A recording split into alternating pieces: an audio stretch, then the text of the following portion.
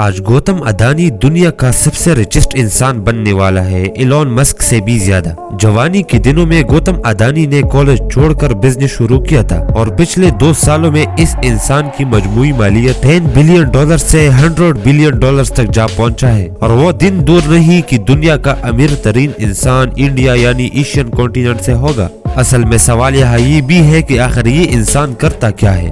Electric power, Adani companies, renewable energy generations, airport operations, mining, food processing, natural gas اور infrastructure creation کی businesses ان کے under ہوتے ہیں۔ اب اس انسان کے خلا تک جانے کا بھی پلان ہے۔ کیا آپ جانتے ہیں کہ گوتم اڈانی ممبئی تاج ہوٹل کے اٹیک میں بھی پھنسا ہوا تھا؟ بنیادی طور پہ ایسا کوئی کام نہیں جو گوتم اڈانی کرتا نہ ہو، لیکن اگر آپ گوتم اڈانی کو نہیں جانتے تو مکمل ویڈیو دیکھ لیجیے گا۔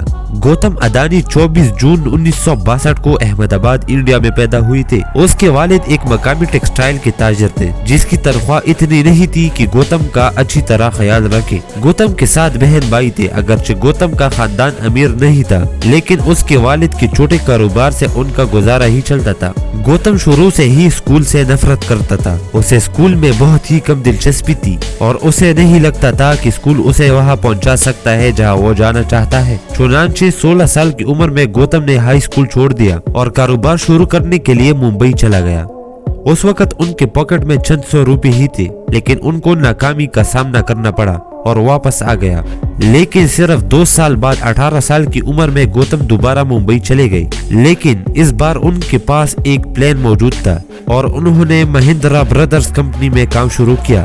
یہ کمپنی ڈائمنڈز کا بزنس کرتی ہے۔ اگرچہ اس کام کی قیمت گوتم اڈانی کو زیادہ نہیں ملتی تھی، لیکن اس کاروبار نے گوتم کو ڈائمنڈز کے کاروبار کی بصیرت فراہم کی اور گوتم نے ڈائمنڈز کا کاروبار شروع کیا جو کافی کامیاب ثابت ہوا اور گوتم کو اچھی خاصی رقم حاصل ہوئی۔ اس دوران گوتم کا ایک بھائی جو کاروبار کے بارے میں بہت جانتا تھا، اس نے ایک پلاسٹک کی کمپنی شروع کی اور گوتم کو اپنے ساتھ آنے کا کہا، جس کے بعد گوتم نے اس پیشکش کو قبول کیا۔ لیکن وہ اس کاروبار سے بالکل بھی خوش نہیں تھا کیونکہ اس کاروبار میں بہت ہی کم منافع ملتا تھا۔ لیکن گوتم نے اس انڈسٹری کے اندر ایک بہت بڑے موقع کو جلد ہی پہچان لیا جس نے گوتم کی زندگی بدل دی تھی۔ پلاسٹک کی بزنس میں درکار سب سے اہم میٹیریل پی وی سی ہوتا ہے، لہٰذا گوتم پی وی سی کے پروڈیوسر سے ملنے جنوبی کوریا چلا گیا اور اس کے ساتھ گوتم نے 1988 میں اڈانی ایکسپورٹ لمیٹڈ کا آغاز کیا۔ گوتم نے یہ کمپنی اس وقت $5 لاکھ سے شروع کیا تھا جو آج کل کے $36,000 بنتے ہیں۔ ابتدا میں ان کی کمپنی پی وی سی درآمد کرتا تھا اور اسے پلاسٹک فیکٹریز کو فروخت کیا جاتا تھا۔ 1991 کے آغاز میں انڈیا نے کاروبار میں قانون سازی شروع کر دی جو کمپنیز کے لیے بہت زیادہ سازگار تھی۔ مثال کے طور پہ لائسنسنگ کی پابندیوں کو کم کیا گیا اور بینکنگ پالیسیز میں بھی رد و بدل کی گئی۔ اس دور کو انڈیا کی اکنامک لبرلائزیشن کے نام سے جانا جاتا ہے۔ ان تمام پالیسیز نے انڈیا میں سرمایہ لایا اور بزنس پہلے سے ہی کہیں زیادہ تیزی سے پھیلنے لگے، اور یہ وقت گوتم کے لیے سب سے بہترین وقت تھا جس نے گوتم کی زندگی بدل دی تھی۔ تو گوتم نے آگے بڑھ کر دھاتوں، ٹیکسٹائل، ایگریکلچر کی تجارت شروع کر دی اور ان پالیسیز سے فائدہ اٹھایا۔ کچھ سالوں بعد انڈیا نے مندرا بندرگاہ کو پرائیویٹ کمپنیز کے لیے کھول دیا اور گوتم نے 1995 کو یہ کانٹریکٹ جیت لیا۔ تب سے مندرا بندرگاہ انڈیا کی سب سے بڑی پرائیویٹ بندرگاہ بن گئی تھی۔ گوتم نے 1996 کو ایک پاور پلانٹ کھول دیا اور اپنی کامیابی کو تیزی سے آگے بڑھایا، اور 1998 تک Adani group of companies India کا سب سے بڑا غیر ملکی کرنسی کمانے والی کمپنی بن گئی۔ اس تمام کامیابی کے بعد بھی گوتم اڈانی اپنی سب سے کامیاب انڈسٹری میں داخل نہیں ہوئی تھی، وہ تھی کول انڈسٹری یعنی کوئلہ، جس نے گوتم اڈانی کو ایک بہت ہی بڑی کامیابی تک پہنچایا تھا۔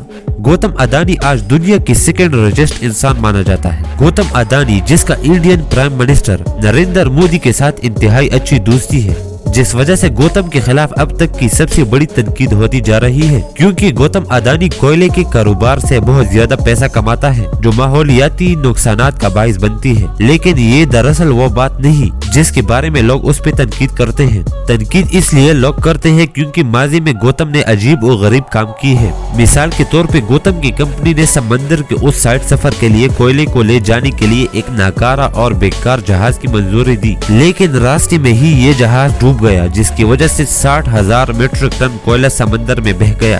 گوتم نے گندگی کو صاف کرنے کے لیے کچھ بھی نہیں کیا بلکہ صرف اور صرف $9 لاکھ کا جرمانہ ادا کیا۔